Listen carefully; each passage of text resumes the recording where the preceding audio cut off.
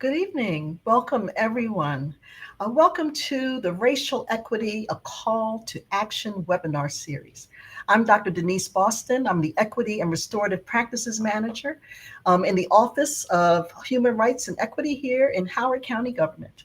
And I am really, really happy that you're joining us today. Thank you so much for taking time to come and join us in our the launch of our series. There'll be several other wonderful guests that will be joining us. And this evening, I have a real good treat for everyone. So thank you.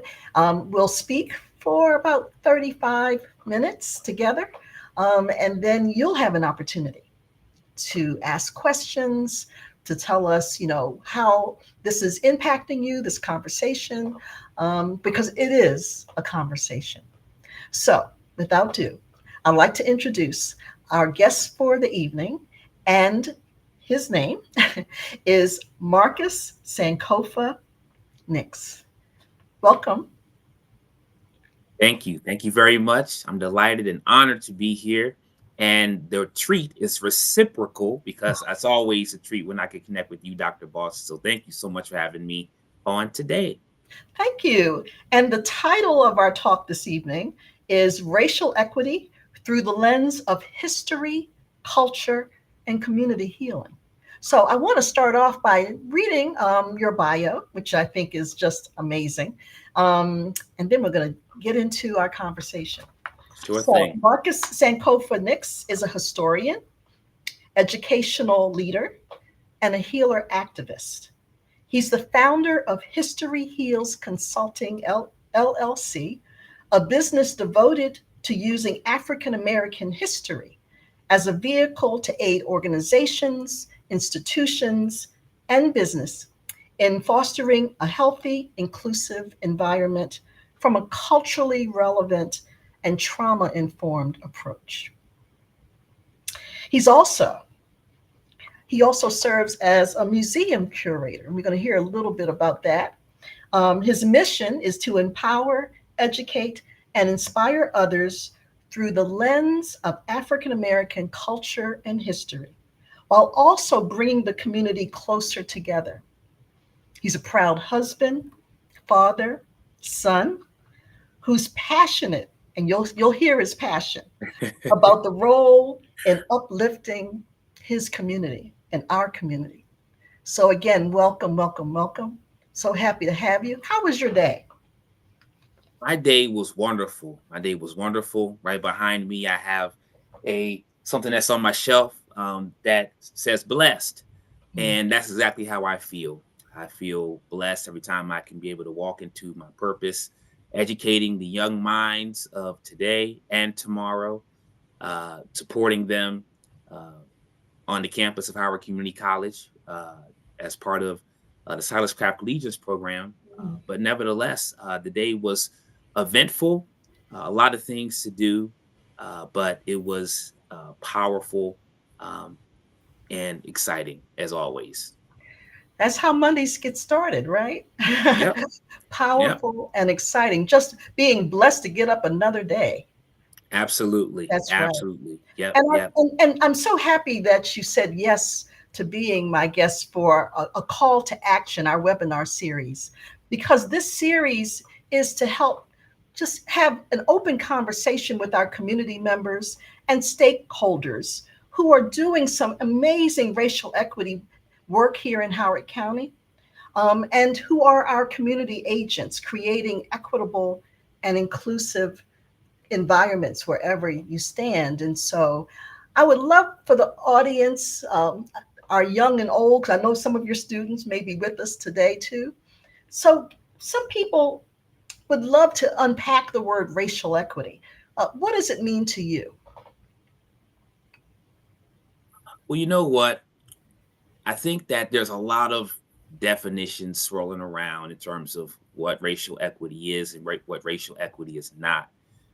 When I think of racial equity in my own terms, I think about a long-term commitment, not a short-term commitment, but a long-term commitment to dismantling systematic barriers that have been in place to marginalize in a discriminatory fashion um, create circumstances to eradicate access to resources, um, policies in place that are racist, inequities, disparities. So I think it's a long-term commitment to eradicating those things that keep us further divided, that keep us further separated along racial lines. There's a Yes. lot of lines of division, but when I think of racial equity, I really think about centering race. Yes. And a lot of the work that I do, as you and I have talked, as we've grown in our relationship, and as we've got accustomed to knowing what each other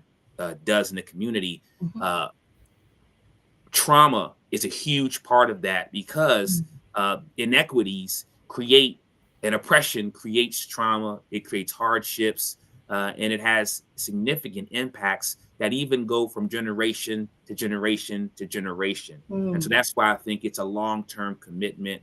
It's not being popular or anything surface, but it's a really intentional effort to really connect and devote oneself or a group of one's people to racial equity, so that way there could be a restoration of just practices. Mhm.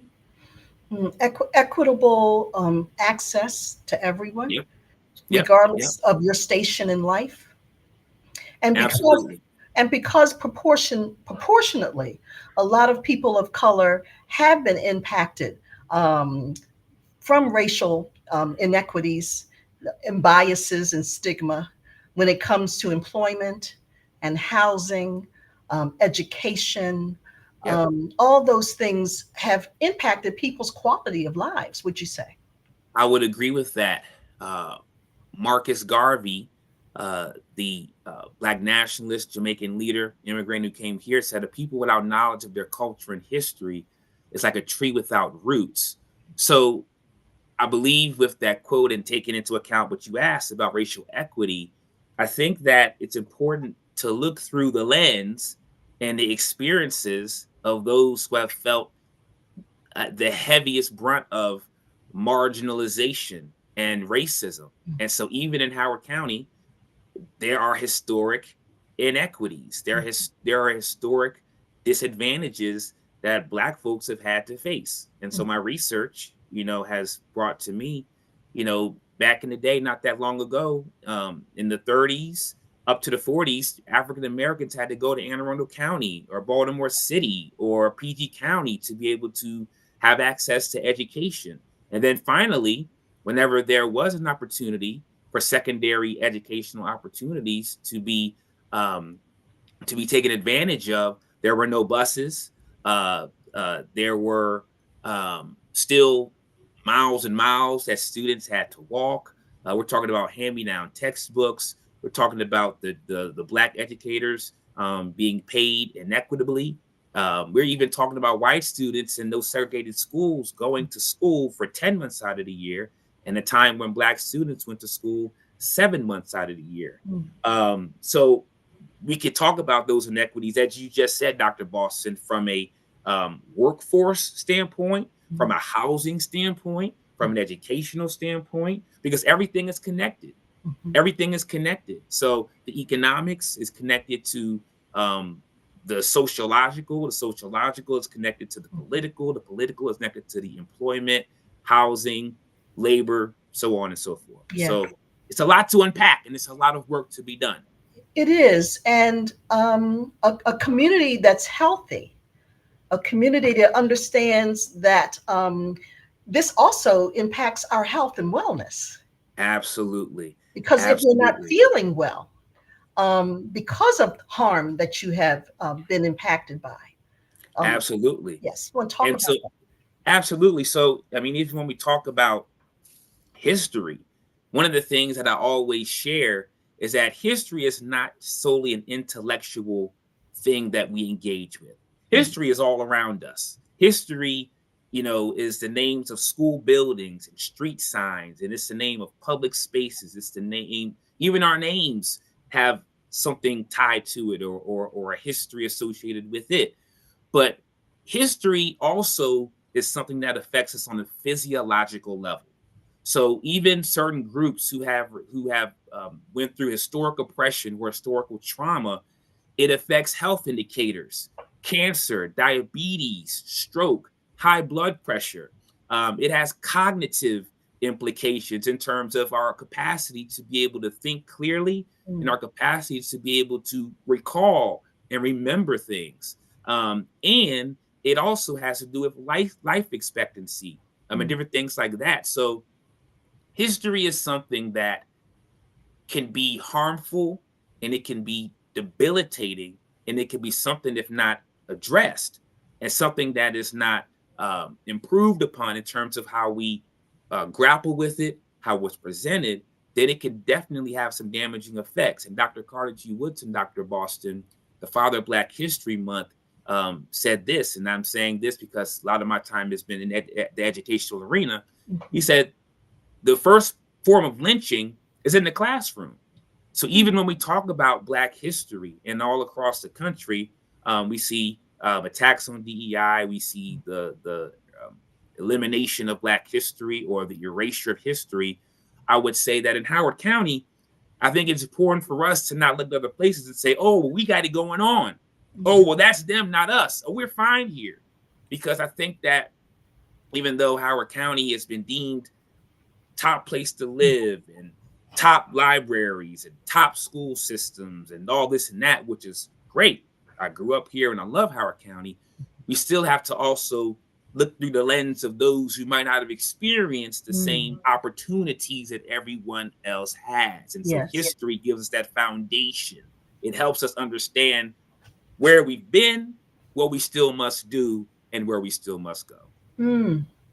And that's why I was so excited about this conversation because coming as a historian, um, you have a skill that really helps us to understand that history is the present as well. So my question to you is, what made you feel so connected to wanting to learn history, the Mm. scholarship of history?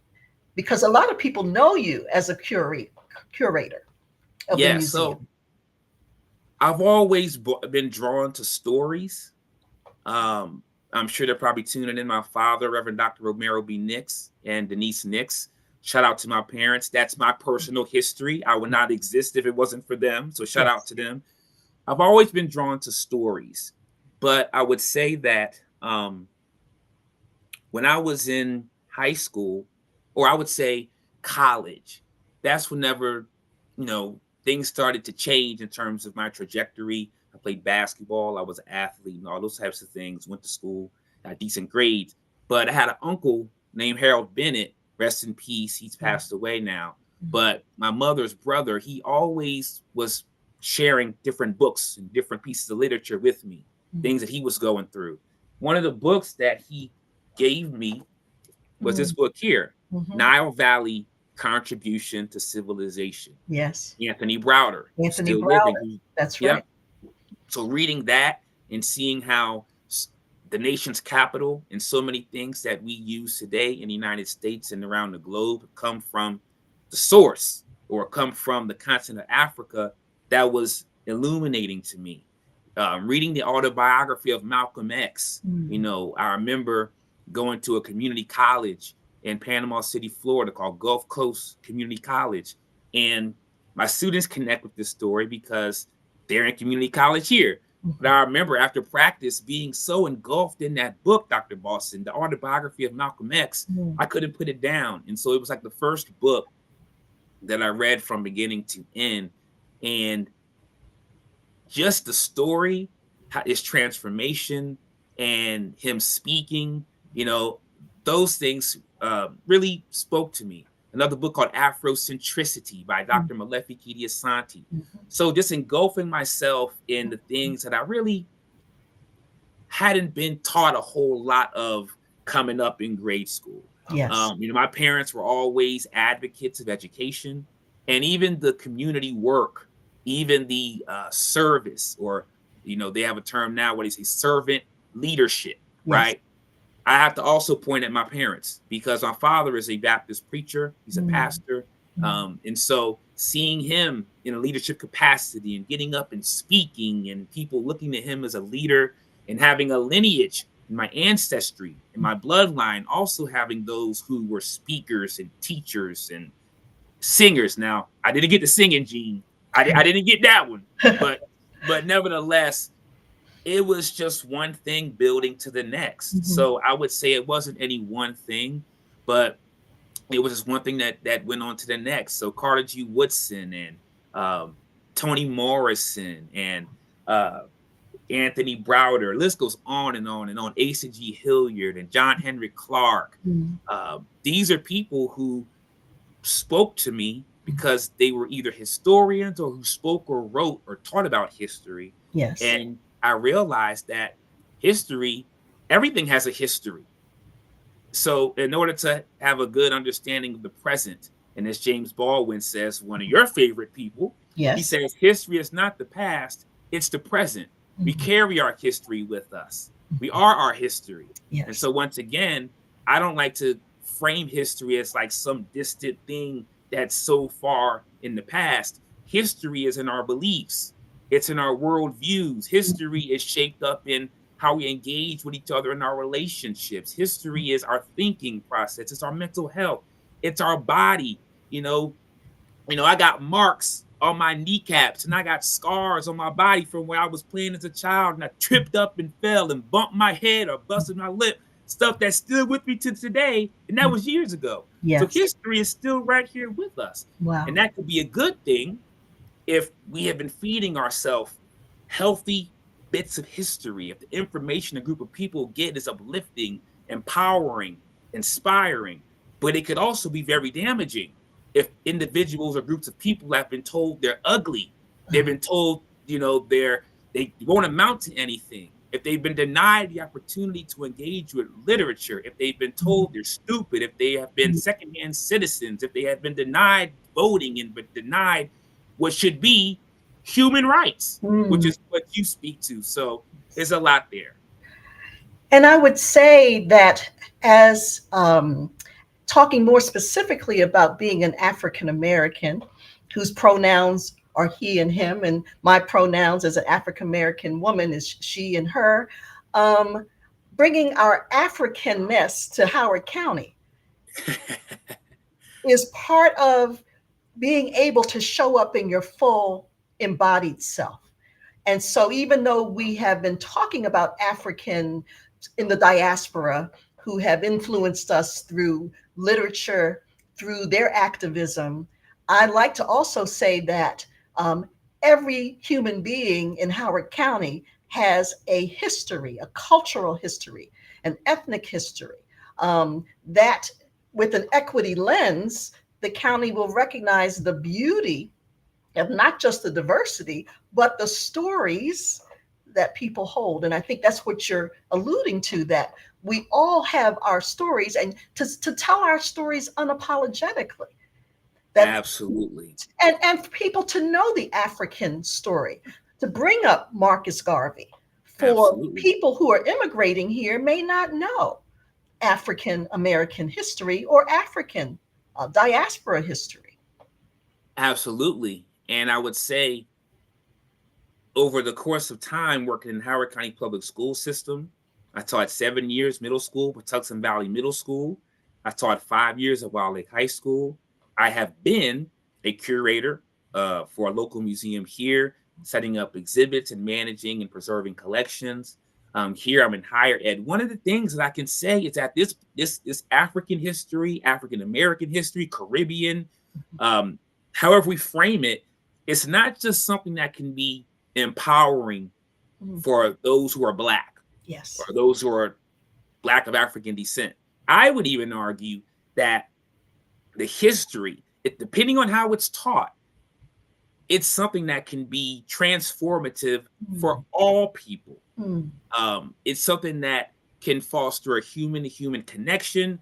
We can look at history and build empathy. We can look at history and be inspired, and it can cultivate more motivation. Um, and I think it's really important to also, when we look at history, look at it from a strength-based approach. Because one of the things that I often have noticed, even as I was in grad school writing my thesis, and even as I was, reading and even talking to people, certain perspectives, it's oftentimes a victimization type of phenomenon.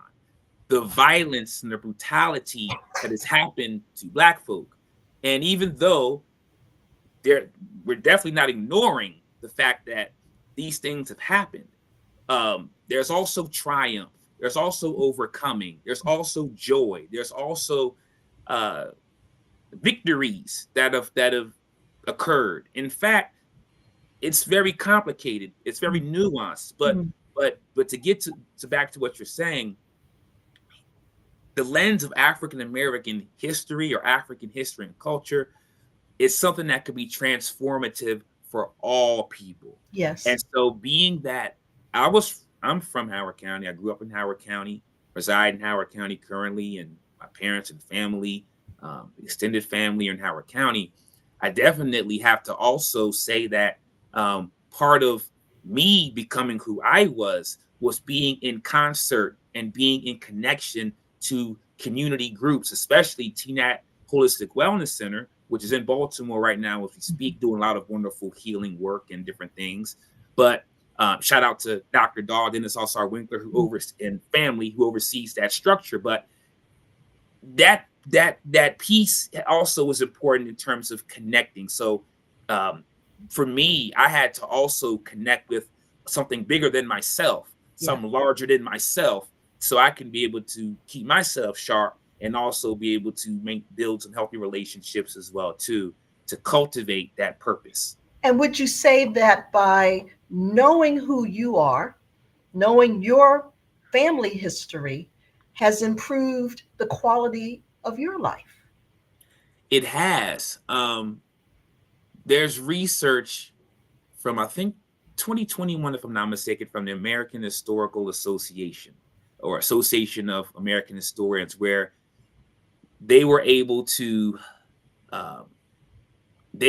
basically see that genealogy had been on the rise since COVID-19. Yes. So even though in the COVID-19 pandemic, there were a whole bunch of, people who passed, they transitioned, and people's health declined, and there was a traumatic collective trauma.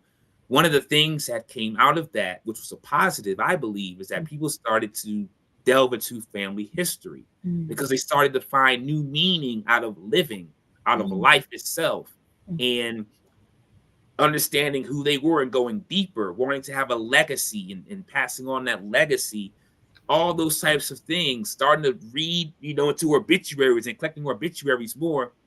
These things made a difference. And for me, it most certainly made a difference. When I talked to my father, Chicago was where he was from, but I realized that I had folks that migrated from the South, Louisiana and Mississippi. That added another piece to who I understood myself to be. My mother, on my mother's side, from North Carolina, Wadesboro, Anson County, and seeing, learning and talking to my kinfolks, my aunts and uncles about family rituals and traditions and revival and who pledged what, who was in what fraternity, who was in what sorority, what some of those customs and traditions were. These things can definitely help you see yourself in another light. And I'm still trying to chisel away at my family history. And but sometimes when we do genealogy, depending on who we are, we don't always get the results we want. Sometimes we do those kits, or we're on ancestry.com, and we do come across some percentages of blood that are in us that we don't want in us. But I would say Malcolm X, and I'll go back to Malcolm X because we began talking about him. One of the things he had to address was the fact that he had white in him based on his mother's ancestry, and he hated himself. And so this is how history can really affect us all. How many of us, Dr. Boston, may hate ourselves, whether it's we got something in us that we don't like, or we feel like we are inadequate. Somebody told us something that was wrong. We were abused. We were belittled. We all those types of things. So Yes. he struggled with a self concept that was unhealthy, and ended up going down the line and ended up having some harsh consequences for some of his actions. But he turned himself around. He Yes. was able to overcome that. So But you have to see his life in the context of his historical background and memory. you got to see the whole context. We'll see what we have. And Dr. Boss, you know how it is when it comes to history.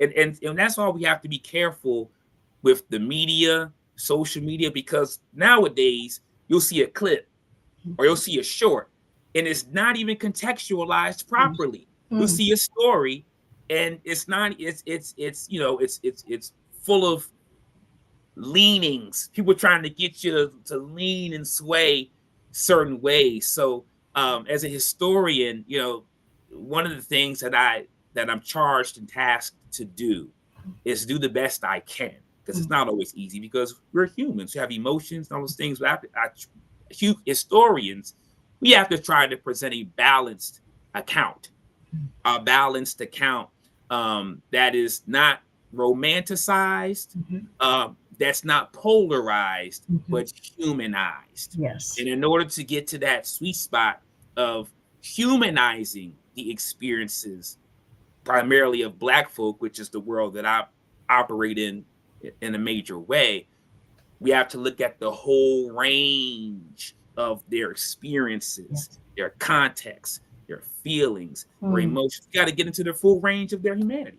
And how can we do that as a county that's very diverse, that has a lot of different languages? I think what we're modeling here is giving space to listen to the African American story.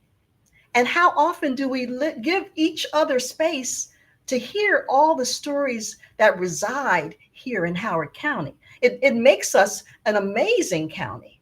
But are we really listening, honoring, appreciating?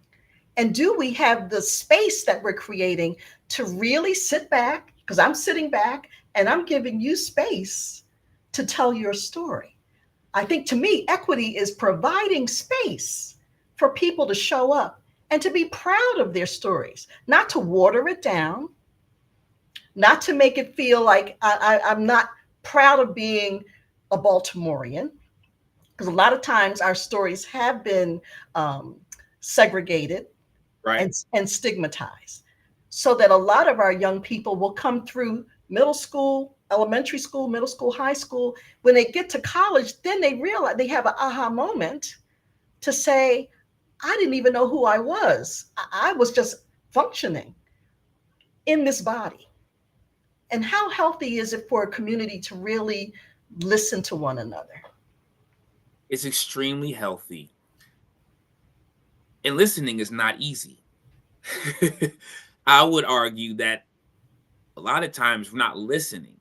We're waiting for our time to respond. We're trying to be right. We're not trying to be wrong. The ego is all in the equation, but really listening. Um, one of the experiences that I can draw on is when I spent time serving as a curator for a local museum here in Howard County. And there was something called cultural immersion. Cultural immersion. And I was in the museum, and there was like 3 rooms. We had Underground Railroad, Howard County, Maryland, on up through New York. Second room, it was civil rights to human rights. And then the third room was the global African diaspora room. And so individuals and groups who came into that Black space, that museum, it was people of all walks of life: white folks, Asian folks, Hispanic folks, so on and so forth. But they had a chance to step into a space oftentimes, and I saw this play out, where their perspective or their perception wasn't the dominant one.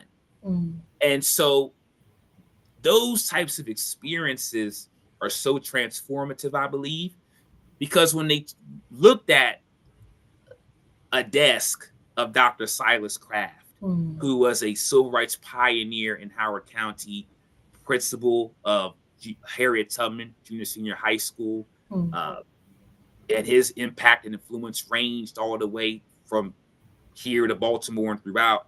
And when he had a chance to look at a bust of Frederick Douglass, another, a native Marylander, or when they had a chance to look at a portrait in the African diaspora room and saw all of the trips that were taken back and forth from the continent of Africa to other places with those who were brought against their will in the form of chattel. Mm. People went through their experience. I've seen people break down and cry. I've seen people storm out of rooms. I've seen people, turn red in the face. Mm. So I think one of the things we have to continue to do is create spaces. I thank you so much for even creating a space for me. I'm taking it lightly, but we have to continue to create spaces and be in spaces where our worldview is not the dominant one. And that's partly why I got into history, because I realized that so much of the education and so much of the infrastructure is a white one, and it's not one that includes the African American or the African cultural experience. And even back when I was a child, I was blessed to be in a group called People to People Student Ambassador Program. People to People Student Ambassador Program, long story short, was a program where students would be able to, over the summer, travel abroad. They could go to Europe, or they could go to other countries, different things like that. Here I am. I think I was on the brink of going to high school. And we went to Scandinavia for 21 days, Denmark, Norway, Sweden, London. But for 5 days, myself and about 2 others who were in our delegation, it was about 20-something students, we actually lived in the home of a family in Denmark. We rested our head under their roof. We ate their food. We went into the town. We rode in their cars. We did the day-to-day things. And that was transformative in terms of education. And it gave us a lot of exposure. Yes. So we have to, I believe, one of the things, because there's many things I believe can be done, but one of the things, we have to have these conversations cross lines. Yes. We have these conversations within our own comfort groups, within our own circles. But who dares to be courageous enough? And I shout out to the library. I think they have a safe spaces, brave spaces, or something like that at the library. But you have to be able to have these conversations cross lines, and put ourselves in a situation where now we can learn, and now we can be able to humble ourselves and put what we think we know to the side to receive. So we have to also unlearn some stuff. That's right. And a lot of times that's hard. It's hard when we have been told things for so long, stuff is ingrained. Well, you just put out a call to action. Yes. For people to intentionally place themselves in spaces to learn about another cultural value system, perspective, lifestyle. That's where the empathy and compassion, and I would say racial literacy comes into play. Absolutely. Can you believe we're coming down to the hour? Oh my goodness! Already, I'm having such a good time. Where did the time go? I told you. I mean, because the information is so rich. Yes.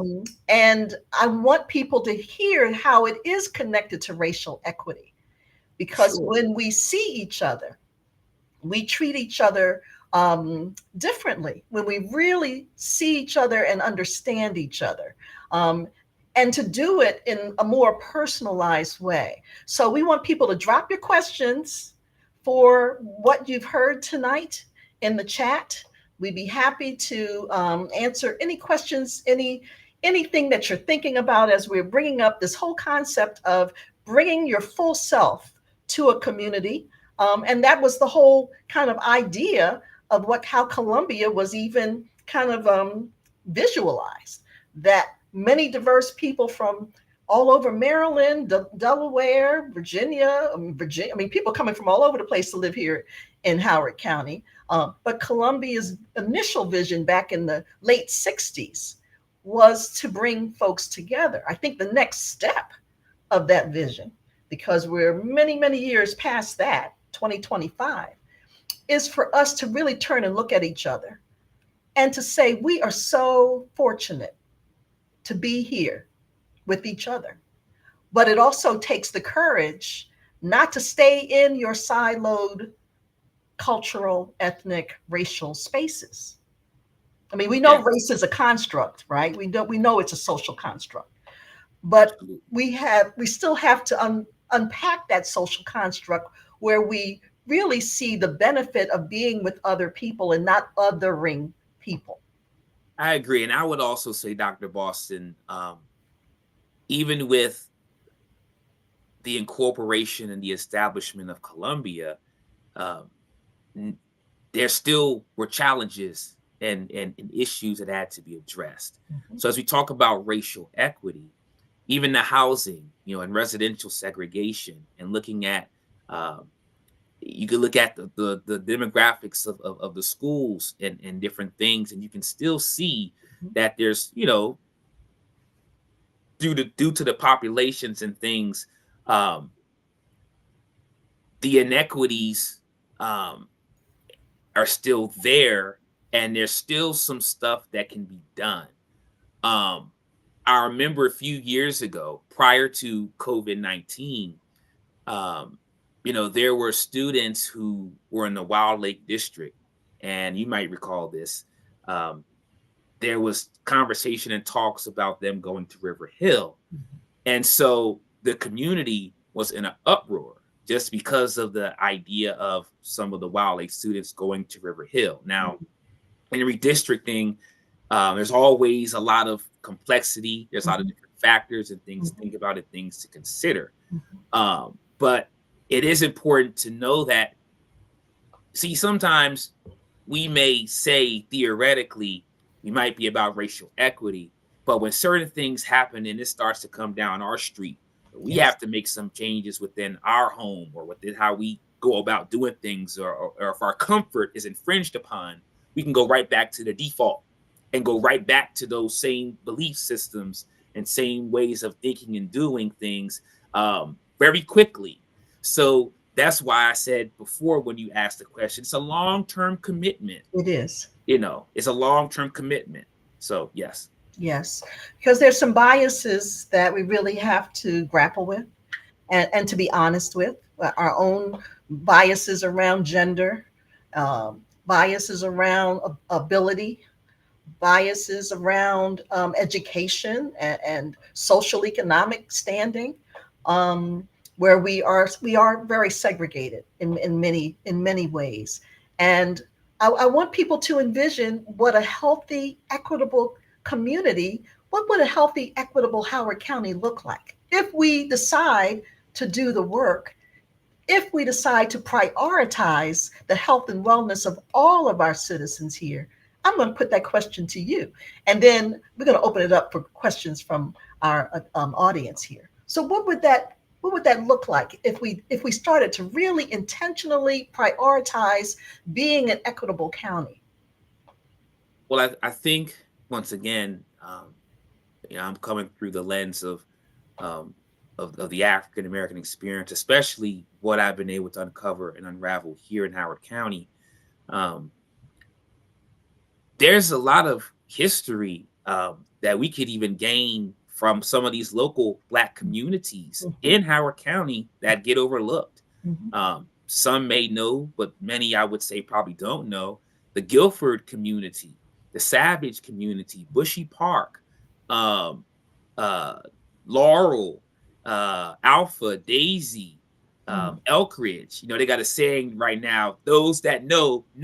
mhm, These were Black communities already in place mhm. before the inception of Columbia. Yes. And I know some have told me there's like an older Columbia. Then there's like and the newer Columbia was the one Mhm, that came about in the 60s. But what I that's exactly what I'm speaking to. And we have to go back and get those stories, and mhm, then we can use them and apply them to today. Mm.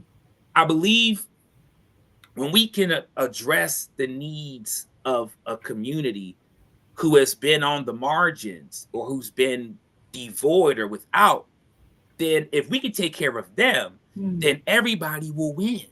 See, sometimes we think about it like, oh, well, if I give up something or, for this group, then I'm going to then take away something from me. Mm. But I would say that that does not have to necessarily be the case. So, our cultural heritage sites, you Mm. have to pour money into those things or Mm. volunteer or contribute there.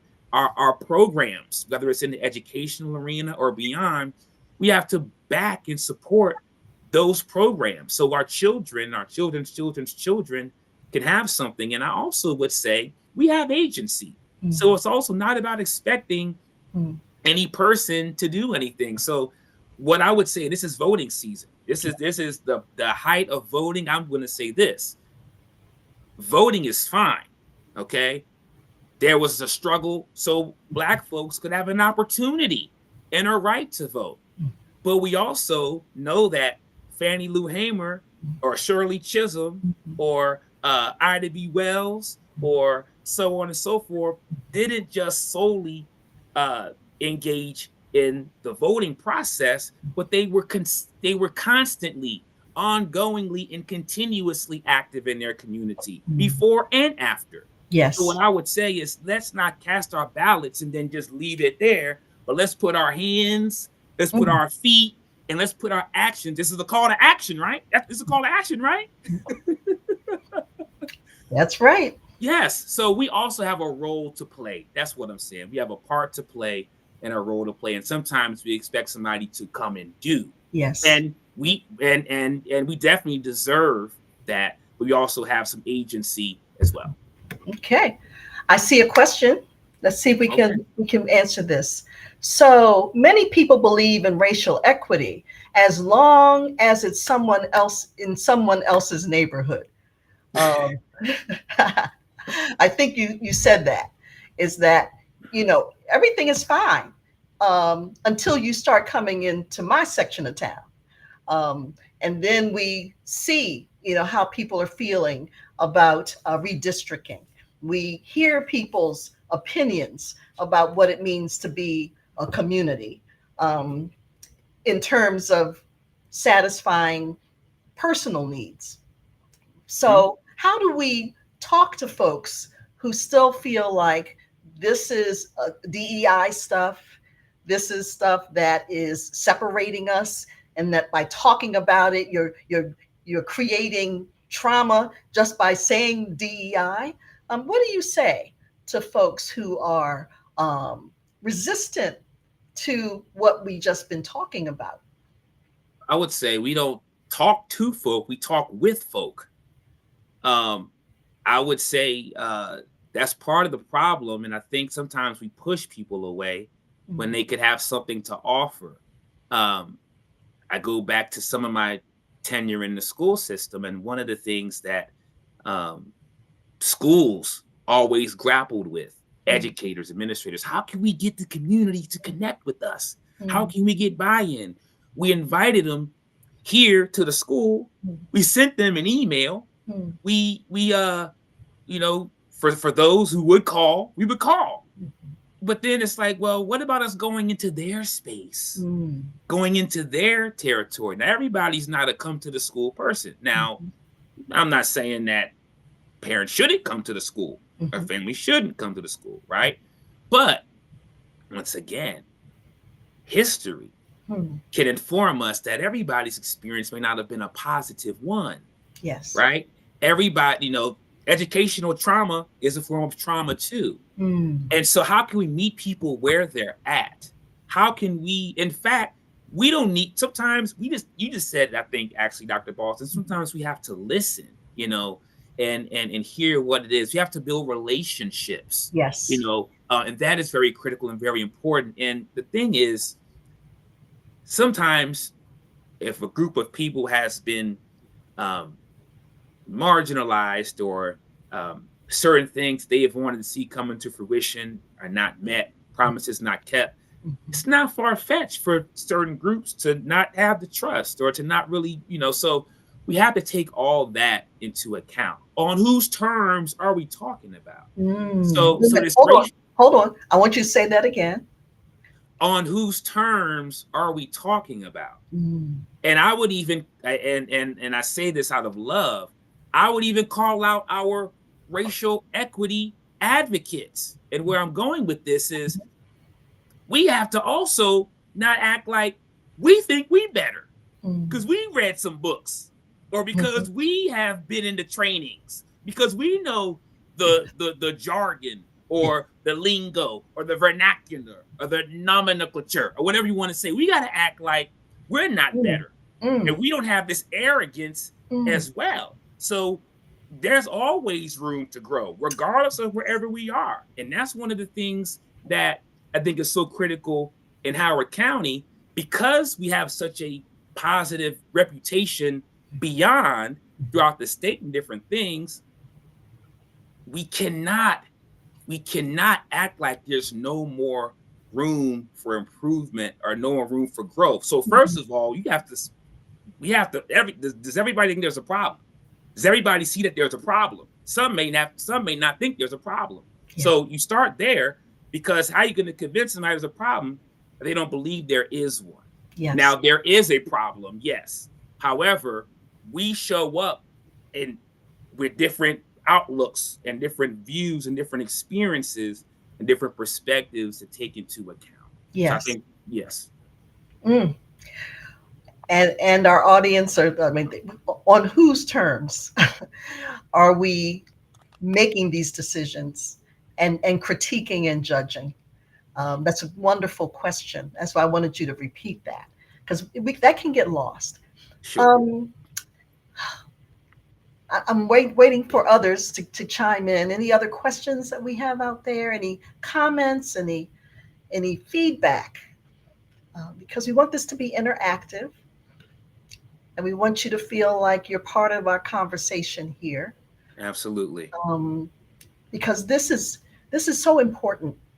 It's important for our young people to know that this is a community that they can stay in and thrive in if they feel heard and if they feel respected. Because I think it's looking at generations too, Marcus. Absolutely. Um, Absolutely. let me see. There's something that just came through. Are there resource recommendations for further learning? How can we become an equitable community by really taking this on and looking at the ways in which we need to build our own literacy around this work? Do you have any references or resources? In terms of racial equity, Yes.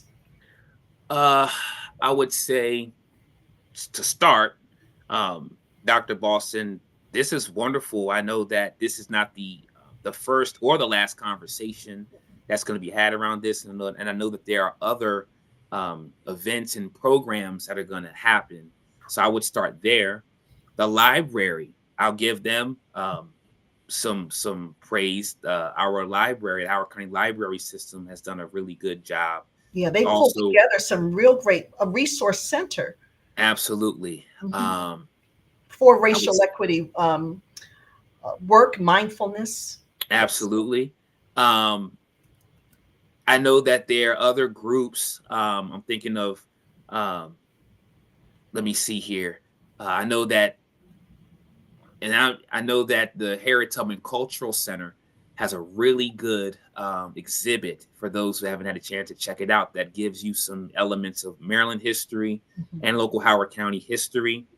Uh, I think also um, some good resource. Another resource could be, um, let's see. I know there's Columbia Community Care, which Yes. has been doing some work in the community as well too. Yes. Um, I know I live over in near the Wild Lake area, and I can give a shout out to some of the work being done to try to support our youth in that district as well too, the village area. Um, but I would also say some of the resources might not exist right now, but they can exist, Mhm. because we can come together and create something. Yes, we can. Um, I remember when I was a child, probably in elementary school. And one of the things that I used to um, do every Sunday morning was engage in a children-based learning um, program called Helping Hands. And Mm, I remember it was so powerful because it was so family oriented. You had men and women and just people, families that were just there, their children of all ages. I think it might have been elementary and middle school. And we learned about chess, mm, martial arts. mm. We did double dutch. We did mind games. We did math, Spanish. We learned history. And we get together, we would be in a circle when we would open up our exercises for that Saturday morning before we got started. We would Mhm. sing our song, Knowledge is Power. I Mhm. know what I know. Mhm. The more you learn, the farther you go. If you get an education, you'll be taking a stand because knowledge is power. Grab it while you can. And so, even to this day, I know that song. Wow. So, so that foundation. So, one of the things I think is important, and I don't even see a lot of this as a parent. You know, having a daughter is um, the educational programming that fosters that culture and that history um, at an early age. There's some online resources and things like that, but I think we also can create some stuff, and it doesn't have to be immaculate, but it could be in Yes. somebody's home. You know, Yes. it could be at a school, or it can be so we have to, I think, also get creative and innovative in what we do. Yeah. I think that's a wonderful answer to that. That the resources, we're very fortunate to live in a county that has a wonderful library that's been intentional with providing resources around equity, racial justice, racial equity. And the books are right there for you to take out and to share with your children, to create a library in your home.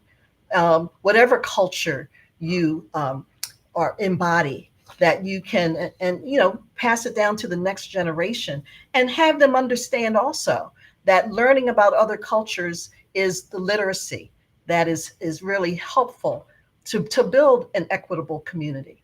So I know a Absolutely. lot of cultures are really doing a lot of work in keeping the culture alive, their own culture alive, but bringing in some other cultures within your library in your home is to expand young people's minds and to expand your own mind.